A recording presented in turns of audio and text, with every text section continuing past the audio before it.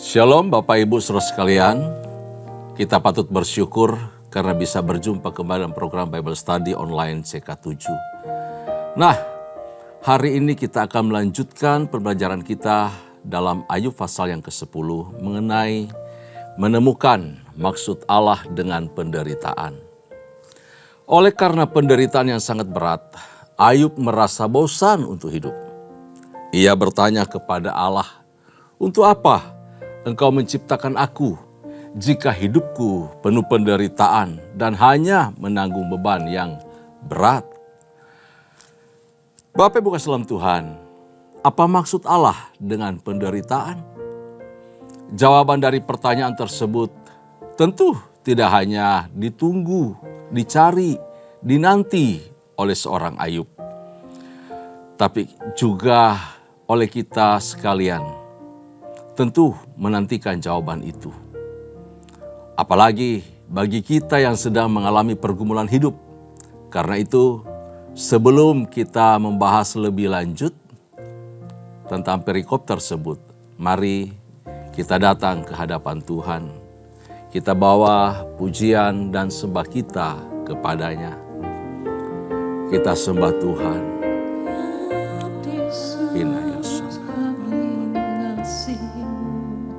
Kami bersyukur, kami bersyukur, terima kasih, Yesus Tuhan, haleluya, terima kasih Bapa, Tuhan kasih dan sayang-Mu, haleluya, kami percaya.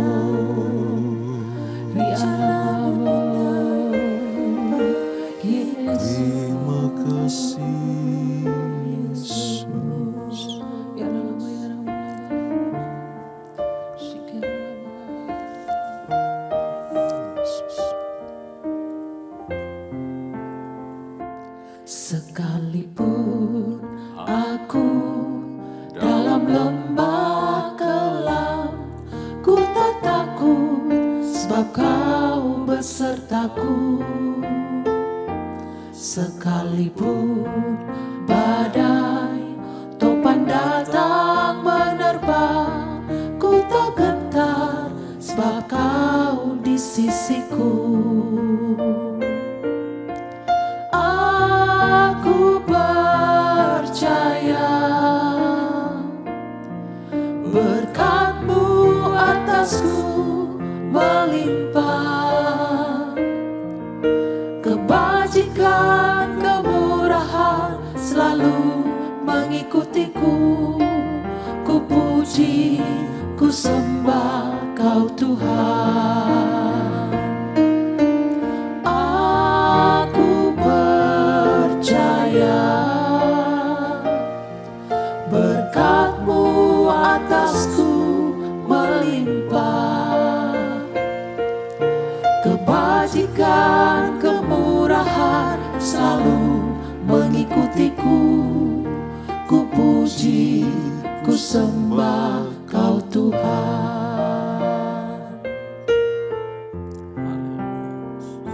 Sekalipun aku dalam lembah kelam, ku tak takut sebab Kau besertaku. Sekalipun badai topan datang menerpa, ku tak gentar sebab Kau di sisiku. Aku percaya berkat-Mu atasku melimpah, kebajikan, kemurahan selalu mengikutiku. Ku puji, ku sembah Kau Tuhan. Aku percaya berkat-Mu atasku melimpah, kebajikan, kemurahan selalu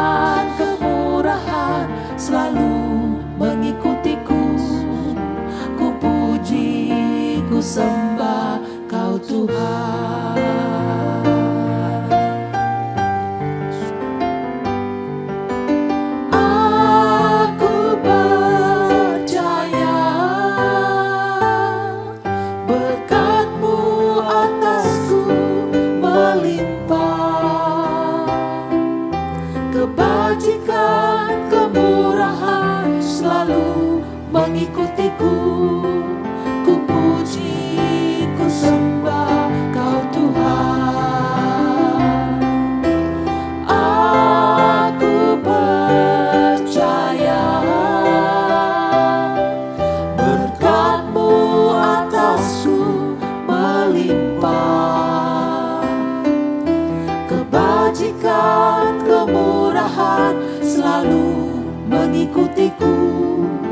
Ku puji, ku sembah Kau Tuhan. Ku puji, ku sembah Kau Tuhan. Ku puji, ku sembah Kau Tuhan. Oh haleluya Yesus, kami percaya padamu. Berkat-Mu melimpah atas kami. Oh Yesus, Kau selalu beserta kami. Kami takkan takut Tuhan. Terima kasih adalah bayaran-Mu.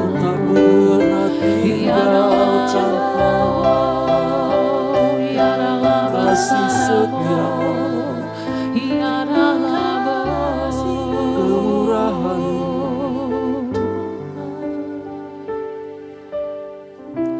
Ya Tuhan, ku percaya, aku percaya.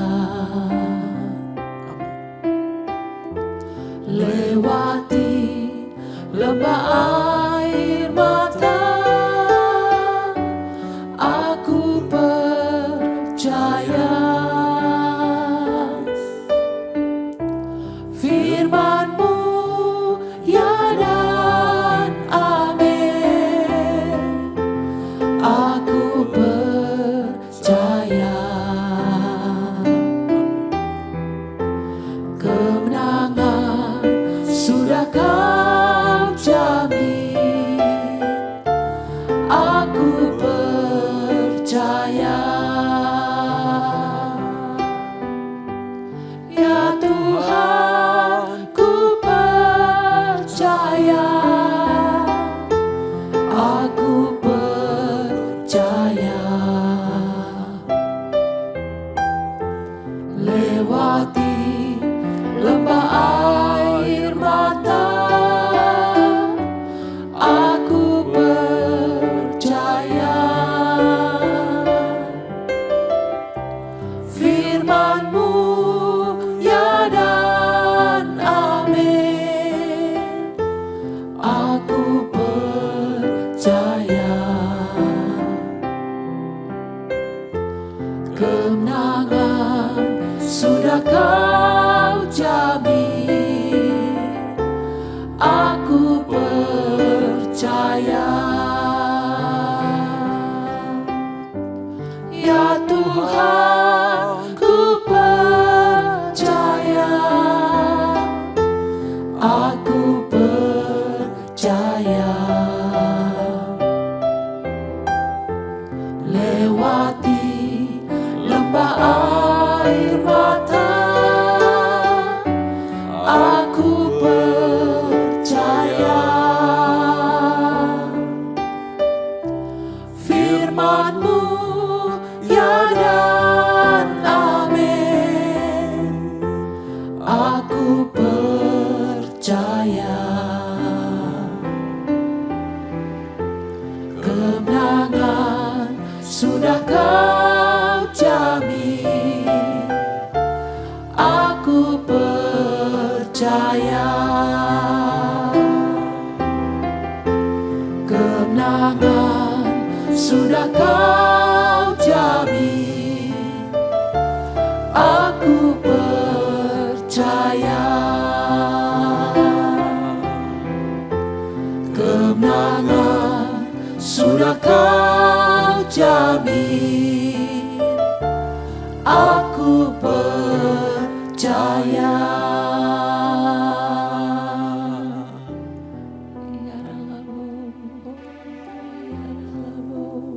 Kami mengucap syukur, kami punya Tuhan yang tidak pernah meninggalkan perbuatan tangannya. Engkau Allah setia menemani kami, entah dalam keadaan suka maupun duka, dalam keadaan senang ataupun tidak senang. Engkau Allah terus beserta kami, menolong, menghibur, menguatkan kami, melindungi kami, dan Engkau Tuhan, hanya Engkau saja satu-satunya jawaban di dalam kehidupan kami. Terpuji nama-Mu ya Tuhan.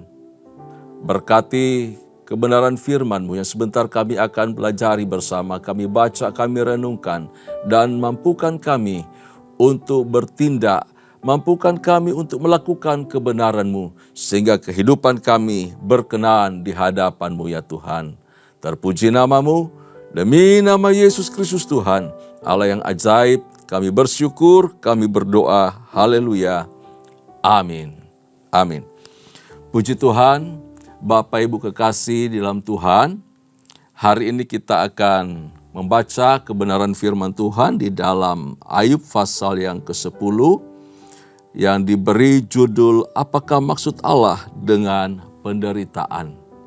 Nah, kita akan baca mulai dari ayat yang pertama sampai ayat yang ke-7. Terlebih dahulu ya, saya akan pandu kita untuk membaca bagian ini.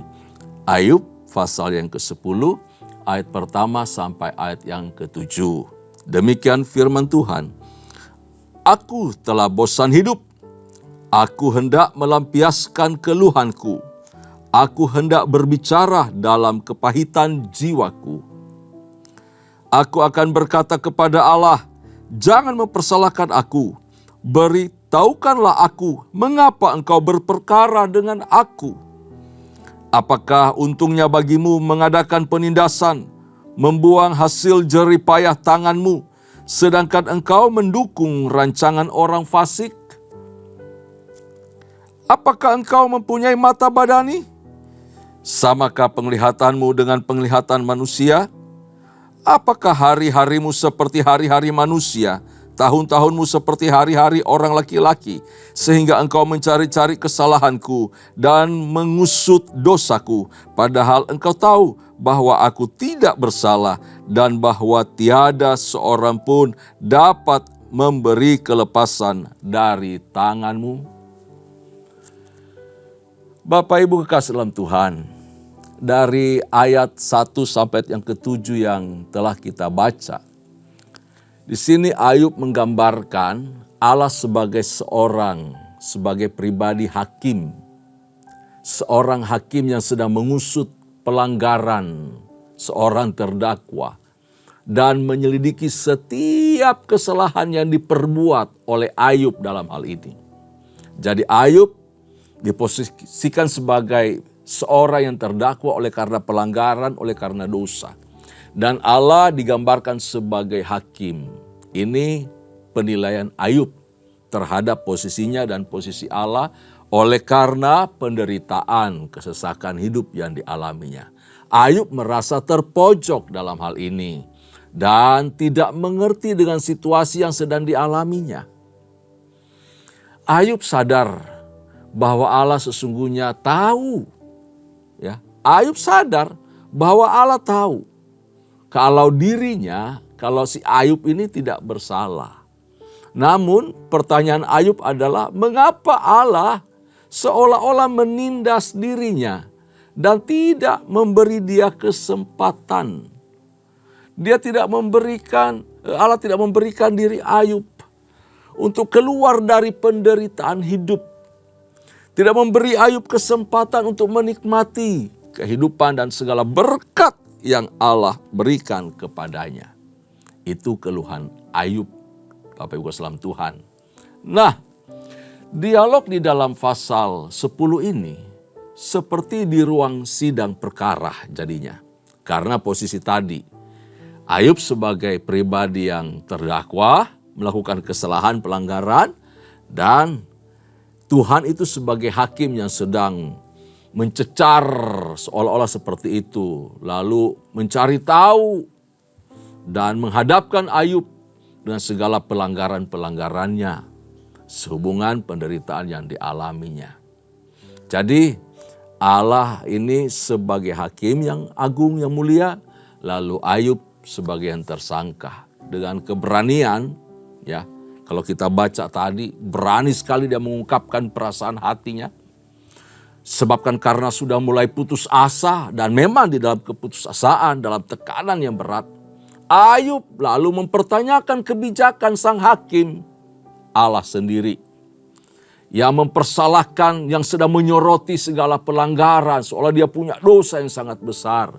Ingat, Ayub sendiri tidak sedang berargumentasi seolah-olah dia tidak punya cacat moral. Dia bersih, dia tahir, dia tak berdosa sama sekali. Tidak demikian.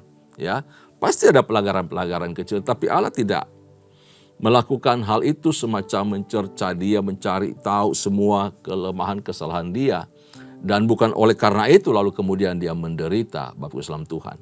Ayub bertanya, adakah Allah itu juga terbatas seperti manusia sehingga bisa salah menafsirkan fakta? Ya, di ayat yang keempat, apakah engkau mempunyai mata badani, samakah penglihatanmu dengan penglihatan manusia? Kalau engkau Allah yang maha tahu, maha mulia, maha kuasa, harusnya engkau tahu aku enggak berbuat dosa, berbuat salah yang sangat fatal yang membuat seharusnya engkau marah terhadap pelanggaran itu. Atau apakah engkau Allah itu sebagai hakim di hadapanku gagal untuk mengejar, untuk menghakimi orang yang bersalah? Itu di ayat 5 dan ayat 6. Sehingga karena tidak berhasil mencari dan menghukum orang berdosa, hukuman itu kau timpakan kepadaku. Ini betul-betul dialog yang sangat berani dari seorang Ayub kepada Tuhan. Jawabannya jelas, tidak. Allah tidak seperti itu. Tuhan tidak seperti itu. Allah sungguh-sungguh memenuhi syarat untuk menjadi hakim yang adil, hakim yang agung bahkan bagi segenap bumi. Dia maha tahu. Allah itu maha kuasa. Ya, di ayat yang ke-7, padahal engkau tahu bahwa aku tidak bersalah dan bahwa tiada seorang pun dapat memberi kelepasan dari tangan. Jadi ini suara keputusasaan Ayub dan menggambarkan dia sedang berada dalam keadaan terpojok. Allah sedang mendikte dia. Kita lanjutkan ayat ke-8 sampai ayat yang ke-17. Saya akan pandu kita untuk membaca lagi bagian tersebut. Ayat yang ke-8. Tanganmu-lah yang membentuk dan membuat aku. Tetapi kemudian engkau berpaling dan hendak membinasakan aku. Ingatlah bahwa engkau yang membuat aku dari tanah liat. Tetapi engkau hendak menjadikan aku debu kembali. Bukankah engkau yang mencurahkan aku seperti air susu dan mengentalkan aku seperti keju? Engkau mengenakan kulit dan daging kepadaku, serta menjalin aku dengan tulang dan urat. Hidup dan kasih setia kau karuniakan kepadaku, dan pemeliharaanmu menjaga nyawaku. Tetapi inilah yang kau sembunyikan di dalam hatimu. Aku tahu bahwa inilah maksudmu. Kalau aku berbuat dosa, maka engkau akan mengawasi aku, dan engkau tidak akan membebaskan aku daripada kesalahanku. Kalau aku bersalah, celakalah aku. Dan kalau aku benar, aku takkan berani mengangkat kepalaku, karena kenyang dengan penghinaan dan karena melihat sengsaraku. Kalau aku mengangkat kepalaku, maka seperti singa engkau akan memburu aku dan menunjukkan kembali kuasamu yang ajaib kepadaku. Engkau akan mengajukan saksi-saksi baru terhadap aku. Engkau memperbesar kegeramanmu terhadap aku. Dan pasukan-pasukan baru, bahkan bala tentara melawan aku. Kalau kita perhatikan, Bapak Ibu kasih dalam Tuhan dari ayat 8 sampai 17. Ayub mau hidup benar, salah. Ayub mau hidup salah juga, lebih salah lagi. Mau hidup jujur, baik, benar, nggak berani ngangkat kepala. Malah Tuhan juga akan cecar dia. Ya, kalau mau hidup dalam dosa, dalam pelanggaran, juga sama. Kira-kira seperti itu keluhan Ayub. Seperti dalam kondisi makan buah simalakama. Jadi memang sulit dan berat apa yang Ayub alami. Dalam keputusasaan yang sangat dalam itu, Ayub bertanya kepada Tuhan, tanganmu sendiri yang membentuk aku. Engkau menenun aku. Aku ini mahakarya tanganmu. Engkau pelihara dan limpahkan kasih setia kepadaku. Engkau memberikan nafas hidup, memberikan kekuatan untuk memperoleh berkat-berkat. Engkau memberikan aku anak-anak yang hebat, yang cantik, yang ganteng. Engkau memberikan aku kesempatan menikmati berkat-berkat itu. Namun kenapa tanganmu sendiri yang kemudian memusnahkan semua berkat itu dan juga menghancurkan karya ciptamu. Dia melihat ke dalam dirinya mengenai penderitaan yang dia alami. Ayub merasa bahwa dia berurusan dengan Allah yang sangat detail dan cepat kemudian memperhatikan bahkan kesalahan-kesalahan sekecil apapun Allah perhatikan. Lalu digambarkan bahwa Allah itu seperti singa yang buas, yang siap menerkam tanpa belas kasihan. Wow, ini penggambaran yang luar biasa terhadap Allah yang dilakukan oleh Ayub mengenai kesulitan, kesusahan, penderitaan yang dialaminya. Apakah kita juga saat ini berada dalam kondisi seperti yang Ayub alami? Tuhan, aku sudah hidup benar, tapi kenapa masalah-masalah kok enggak kunjung selesai? Aku setia melayani, aku hidup jujur, tidak ada orang yang kurugikan.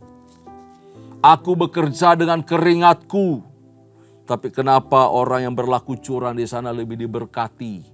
Dan kenapa aku menderita, sulit, berjuang begitu berat dari pagi sampai petang. Bahkan seolah-olah aku tidak bisa menikmati berkat-berkat yang kudapatkan. Atau bahkan berkat-berkat itu enggak cukup bagiku dan bagi keluargaku. Mungkin kondisi-kondisi itu sedang kita alami juga.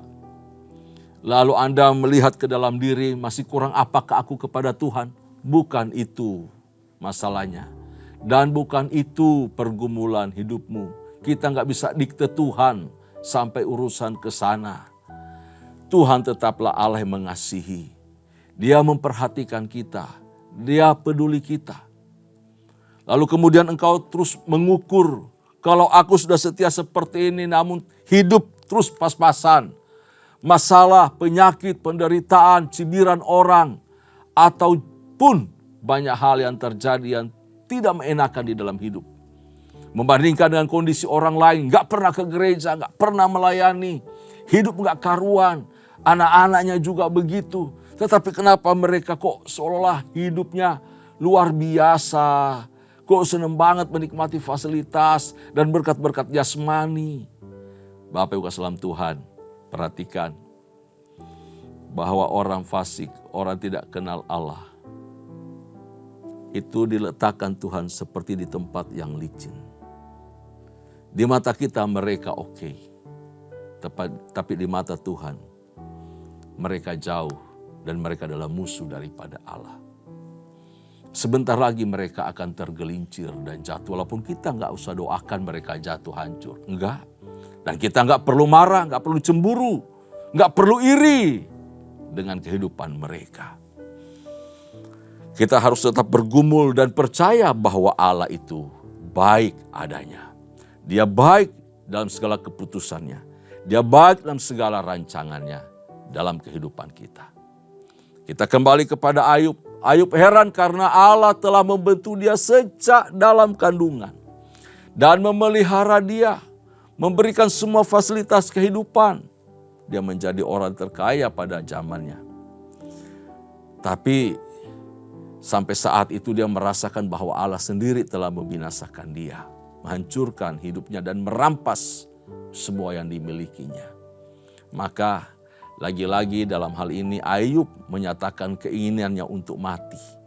Lebih baik aku mati saja Tuhan, kalau seperti ini jadinya. Coba kita perhatikan, kita baca ayat yang ke-18 sampai ayat yang ke-22. Mengapa engkau menyebabkan aku keluar dari kandungan? Lebih baik aku binasa sebelum orang melihat aku. Lebih baik dari orok atau begitu lahir, engkau cabut nyawaku. Ayat 19. Maka aku seolah-olah tidak pernah ada dari kandungan ibu. Aku langsung dibawa ke kubur. Bukankah hari-hari umurku hanya sedikit? Biarkanlah aku, supaya aku dapat bergembira sejenak. Sebelum aku pergi dan tidak kembali lagi ke negeri yang gelap dan kelam pekat, ke negeri yang gelap gulita, tempat yang kelam pekat dan kacau balau, di mana cahaya terang serupa dengan kegelapan. Dengan kata lain, Ayub memohon lebih baik sejak dari lahir Tuhan membunuh dia, dan kemudian dia berada di dunia orang mati di dalam kubur. Bagi Ayub, kematian adalah negeri penuh kekelaman, gelap gulita, kelam pekat, dan kacau balau, berantakan, gak jelas semuanya. Itu konsep dunia perjanjian lama melihat kematian. Bahkan bagi Ayub, kondisi hidup seperti itu udah mati saja. Udah sama seperti dunia orang mati, sama seperti kuburan. Kondisi hidupnya seperti itu.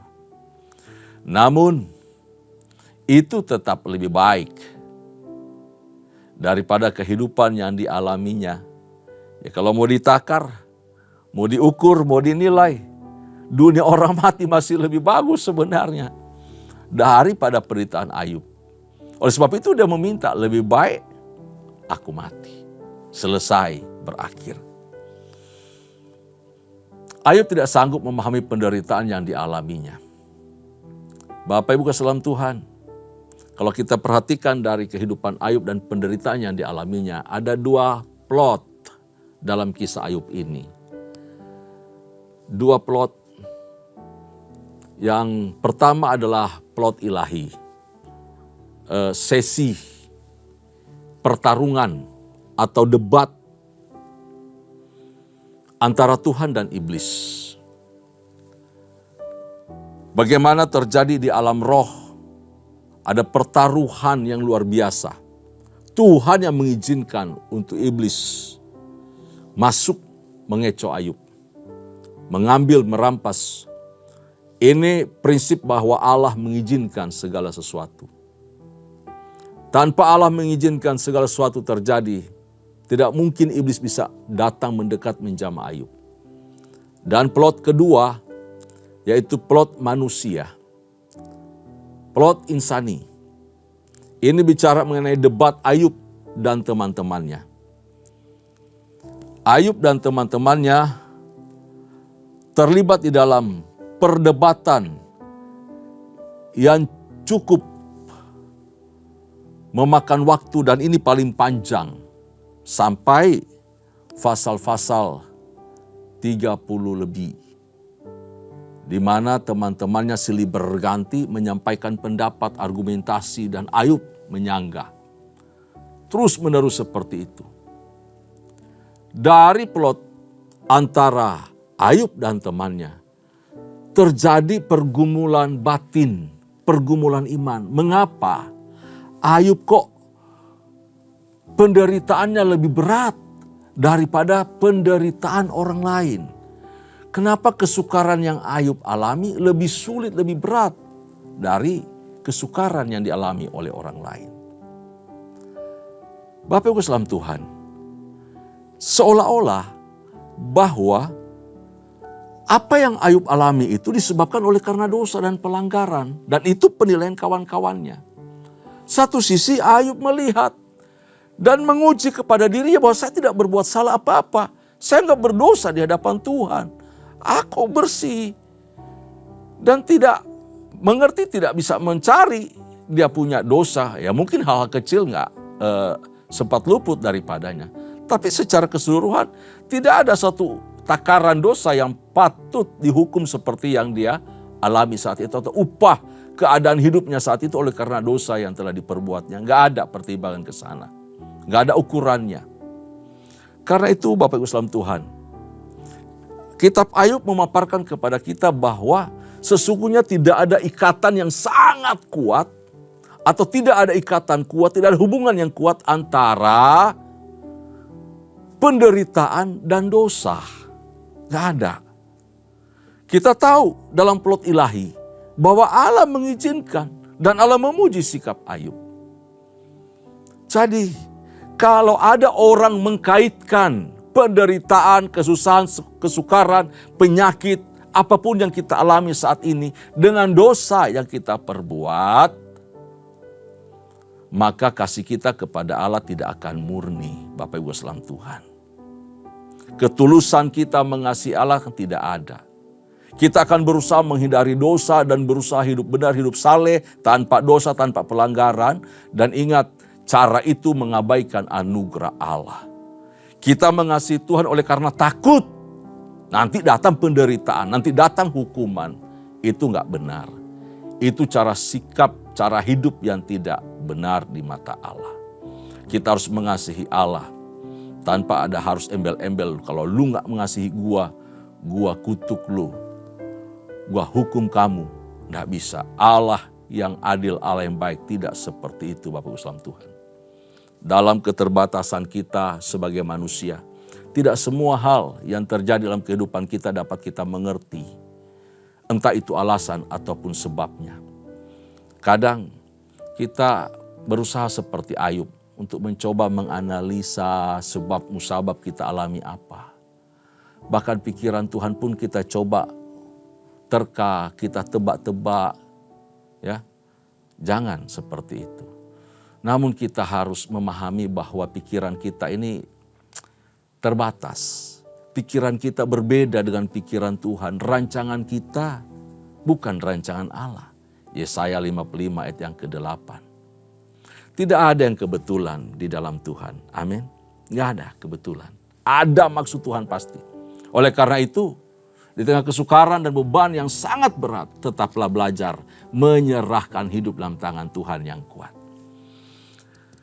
Pemazmur mengatakan hanya dekat Allah saja aku tenang. Dan kita harus tahu berarti jawabannya hanyalah Allah sendiri. Hanya dekat Allah saja aku tenang. Tidak ada tempat lain untuk kita bersandar. Ketika kita berada di dalam lembah yang gelap, kita harus menjaga pikiran kita, menjaga hati kita, menjaga mulut kita juga. Jangan sampai keluar kata-kata umpatan, menggerutu, marah-marah dan caci maki, apalagi ngutuk Tuhan. Waduh. Enggak baik.